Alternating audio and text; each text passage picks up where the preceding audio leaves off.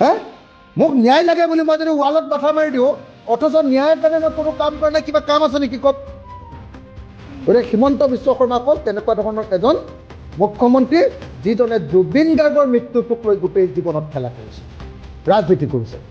আজিৰ যিখন সেইকাৰণে যিখন চাৰ্জশ্বিট দিছে, এই চাৰ্জশ্বিটখনৰ ওপৰত অসমৰ মানুহে কোনেও বিশ্বাস কৰিব নালাগে। এইখনৰ হিমন্ত বিশ্ব শৰ্মাৰ 2026 নিৰ্বাচনৰ এখন ইস্তাহাৰ।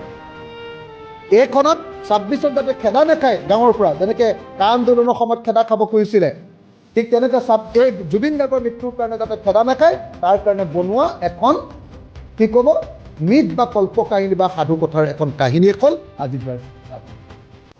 মানে আজি যিখন চাৰ্জশ্বিট দিছে মই সেইখনক জুবিনদাৰ মৃত্যুৰ চাৰ্জশ্বিট বুলিয়ে গণ্য কৰা নাই। মই ভাবোঁ যে আজিৰ যিখন চাৰ্জশ্বিট দিছে এইখন হ'ল হিমন্ত বিশ্ব শৰ্মাৰ 2026 চনৰ নিৰ্বাচনী প্ৰচাৰৰ এখন ইস্তাহাৰ। আজিলৈকে পৃথিৱীত মই যিমান চাৰ্জশ্বিট দেখিলোঁ এইখনেই প্ৰথম চাৰ্জশ্বিট যিখন চাৰ্জশ্বিটত IO বা তদন্তকাৰী বিষয়া বা CIO বা মুখ্য তদন্তকাৰী বিষয়া ঘটনা সংঘটিত হোৱা স্থানলৈ নোযোৱাকৈ দিয়া প্ৰথমখন পৃথিৱীৰ চাৰ্জশ্বিট। ইয়াত 7,000 পৃষ্ঠাৰ যে আপোনাৰ কাগজ দিছে বুলি কৈছে, 7,000 পৃষ্ঠা আৰু কিমান পৃষ্ঠা কিমান ডকুমেণ্ট দিছে বুলি ক'লে, 3,000 নে কিমান নে 3500 নে কিমান ডকুমেণ্ট দিলে বুলি ক'লে, 3500 ডকুমেণ্ট বুলি ক'লে। এইচব একো ডকুমেণ্ট একো নহয়। মই একদম ক্লিয়াৰলি আপোনালোকক কৈছোঁ যে যি তদন্ত প্লেচ অফ অকাৰেঞ্চ বা য'ত ঘটিছে তালৈ নোযোৱাকৈ কৰা তদন্ত, সেই তদন্তই পৃথিৱীৰ কোনো কেছতে কেতিয়াও কোনো মানুহক ন্যায় দিব নোৱাৰে।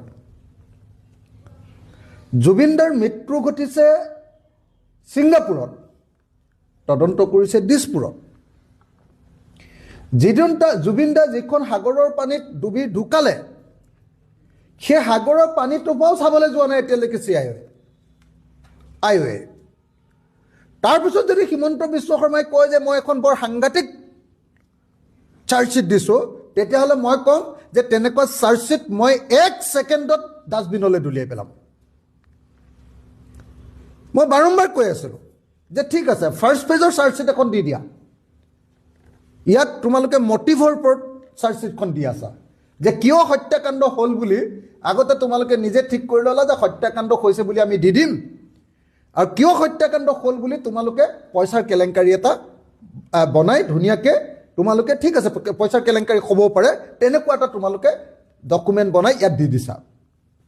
মোৰ সেইটোলৈকেও আপত্তি নাই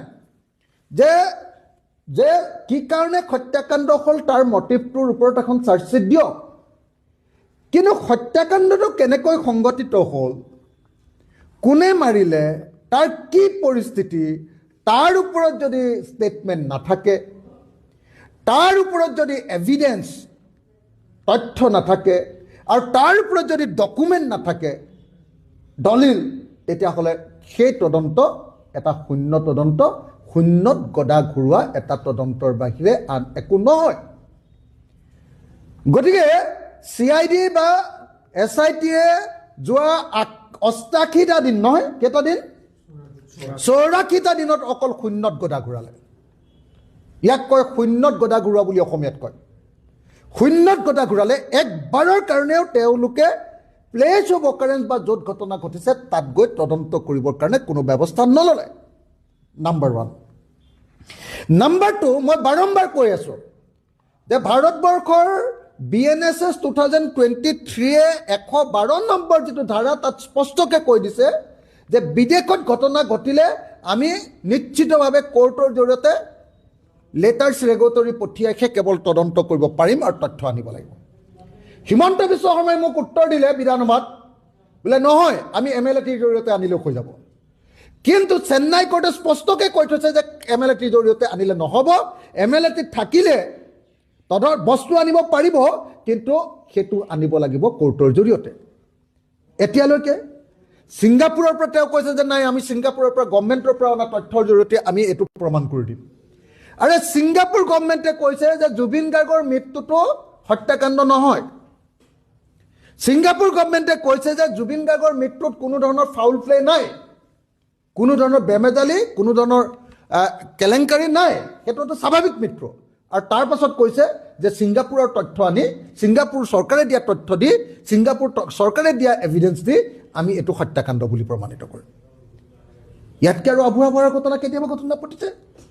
পৃথিৱীৰ মোক এটা গোচৰৰ নাম কওক যিটো গোচৰত এতিয়ালৈকে প্লেচ অফ অকাৰেঞ্চত তদন্ত নকৰাকৈ চাৰ্জশ্বিট দিয়া হৈছে।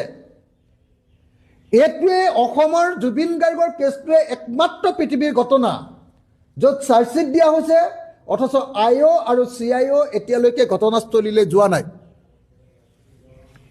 গতিকে মই কৈ দিছোঁ, আপোনালোকক স্পষ্টকৈ কৈছোঁ যে জুবিন গাৰ্গৰ হত্যাকাৰীবিলাকক বচাবৰ কাৰণেহে আজি চাৰ্জশ্বিট দিয়া হৈছে।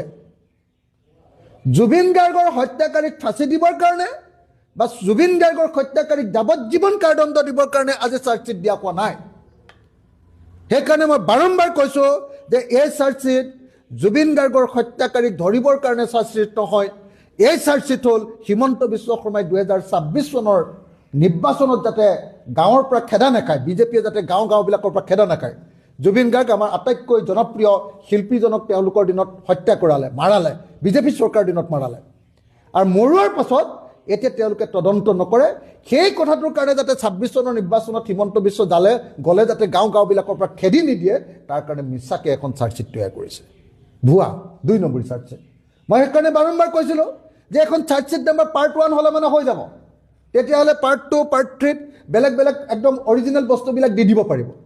কিন্তু মুখ্যমন্ত্ৰীয়ে কালি ঘোষণা কৰি দিলে নহয় যে এতিয়া আৰু আমাৰ আজিৰ পৰা 12 তাৰিখৰ পৰা কাম শেষ, চাৰ্জশ্বিট আমি দি দিলোঁ, আমাৰ আৰু একো কৰিবলগীয়া নাই, অসম চৰকাৰ অসম পুলিচৰ একো কাম কৰিবলগীয়া নাই, এতিয়া কোৰ্টে কেৱল শাস্তি দিলে হ'ল। আৰে তুমি এখন ফটোৱা কাগজ এখন দি দিবা আৰু তাৰ ওপৰত কোৰ্টে কেনেকৈ শাস্তি দিব? তুমি 2 নম্বৰী এটা ডকুমেণ্ট দি দিবা, তাৰপিছত কোৰ্টে কেনেকৈ শাস্তি দিব? তাৰপিছত কোৰ্টক ন্যায় দিব বুলি কোৱাটো আৰু ৱালত মাথা মাৰি দিয়াটো একেটাই কাহিনী। মোক ন্যায় লাগে বুলি মই যদি ৱালত মাথা মাৰি দিওঁ, অথচ ন্যায়ৰ কাৰণে মই কোনো কাম কৰা নাই, কিবা কাম আছে নেকি কওক? গতিকে হিমন্ত বিশ্ব শৰ্মা হ'ল তেনেকুৱা ধৰণৰ এজন মুখ্যমন্ত্ৰী যিজনে জুবিন গাৰ্গৰ মৃত্যুটোক লৈ গোটেই জীৱনত খেলা কৰিছে, ৰাজনীতি কৰিছে। আজিৰ সেইকাৰণে যিখন চাৰ্জশ্বিট দিছে, এই চাৰ্জশ্বিটখনৰ ওপৰত অসমৰ মানুহে কোনেও বিশ্বাস কৰিব নালাগে। এইখন হ'ল হিমন্ত বিশ্ব শৰ্মাৰ 2026 নিৰ্বাচনৰ এখন ইস্তাহাৰ।